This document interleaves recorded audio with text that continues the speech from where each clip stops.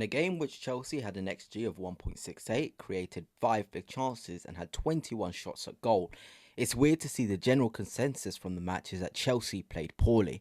Today's video we will be changing that narrative and showing why Liam Rosenior ball was on show against Pathos and what this means for Chelsea going forward. But before I do begin, if you are new here, please do hit the subscribe and the like button as well.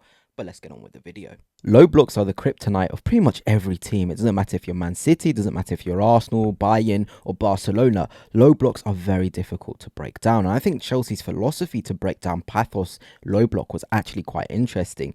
You'd see the use of Liam Delap as the focal point 9. And then of course you would have that box midfield to sort of create that overload in the middle, whether that was Neto coming inside, Caicedo, Enzo and Reece James. And that meant that it was really difficult for the Pathos midfielders to fully press because they'll be vacating spaces in which the Chelsea players were operating in. Sometimes Neto would move out to here, which would then drag the Pathos player, this guy, over towards the right hand side. You also had Gusto holding the width as well, which made it really hard for Pathos to commit. And that's what you want to be seeing from a side that are breaking down a low block.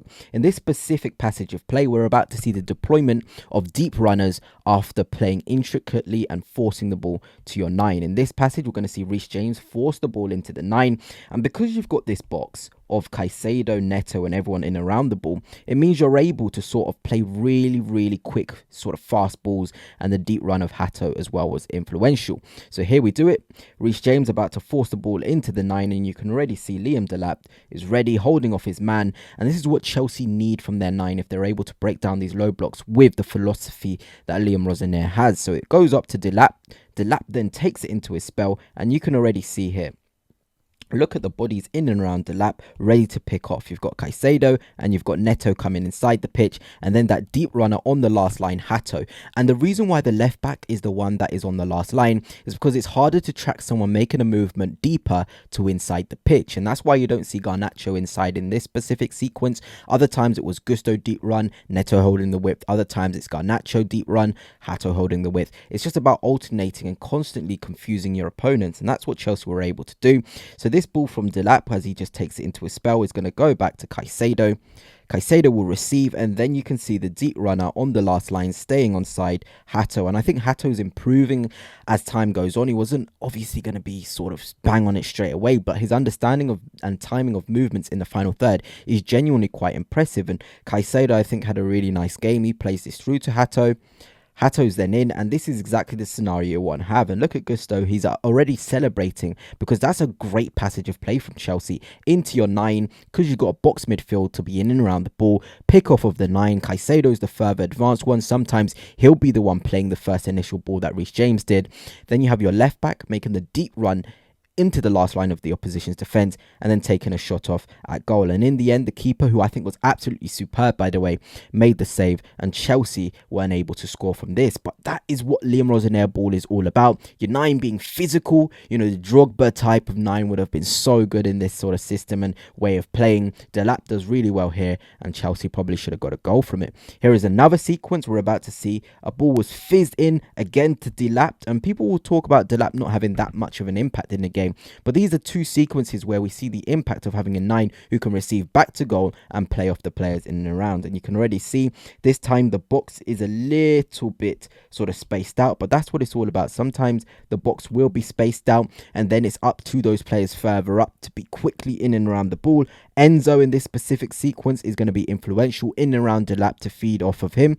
So let's go forward. Delap receives it, and you can see Enzo in close proximity here is ready to receive the ball. It comes to him, and then again you're seeing the deep run of Esteval into this space, and that's what Liam Rosenior ball is all about, having that deep runner to impact the play and to create the opportunity against these low blocks. And it comes to Enzo in a position like this. We know about his quality on the ball. Doesn't matter what you think of him as a player, but his quality to find it is really good. He dinks it up there. Esteval makes the run. And maybe another day, really. I know it's difficult. It's a still image. Could have played that across to Garnacho, because back post runs are really important to Liam Rosenior ball. Because if you get those back post runs, you're able to impact the play, because, you know, obviously they're not tracking those runs because you've already played that into the deep runner, which was Esteval. Shot saved by the keeper. But that's two passages of play I really enjoy. There was many long distance shots as well, and other things that was quite impressive with Liam Rosenior ball. But let's now go to the tactics board. For me, it's such a shame that Cole Palmer was injured, because the spaces that Neto was occupying in and around the 9, as on paper he was seen as the right winger, is some spaces in which Cole Palmer would absolutely thrive in. Could you imagine Cole Palmer in these zones being able to play off a big 9 and be intricate in around the 9 and taking a lot of shots at goal? Because ultimately, the thing I really like about Rosenior ball is that his best players are in positions in which they're most impactful. You'll mostly see your right wingers and your attacking players in positions where they can impact. Obviously, you have the deep runners from Hato. Sometimes Gusto will be making those deep runs. But the fundamentals of Rosenior ball is all about getting your attackers in spaces in which they can impact. And can you imagine Cole Palmer in the role that Neto had today, just moving around and finding the spaces? And I think that would be so good. I genuinely think it would be so good. Even when you remove, let's say Reece James can play the wider role, and then you bring in someone like Esteval, and then you can sort of have these guys in and around these spaces and working off each other. You know, because it's all about breaking down these low blocks, and you need your best players on the ball.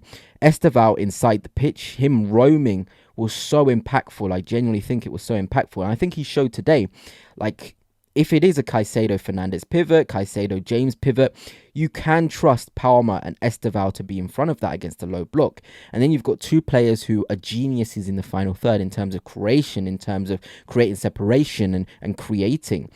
And someone like Fernandez can find these deep runs, whether it's Palmer, whether it's Esteval. Fernandez has the quality to play those balls into those spaces, and Delap has shown he can hold these balls up, and you can get your more creative players in and around it, and Hato on the last line. So I think we'll see the best of Rosenior ball against low blocks when Palmer is fit, when Esteval is fit and raring. And I think as well, Gittins showed a lot of quality when he came onto the pitch, because I think if you're going to play that wider role, and I think the left winger has going to spend a lot of his time out on the touchline, being dribbly, beating his man. Gittins will suit this, and once he's confident, Gittins, I think he'll be so good in this role. Given the freedom to just go 1v1 against your man, it will be one of these situations. Gittins go. Hato will be moved out the way, and it's just all about, can you get the better of your man? And I think confident Gittins certainly can. And I just can't wait to see how this translates over time when the players get used to it, because the fundamentals of Rosenior ball is genuinely very impressive.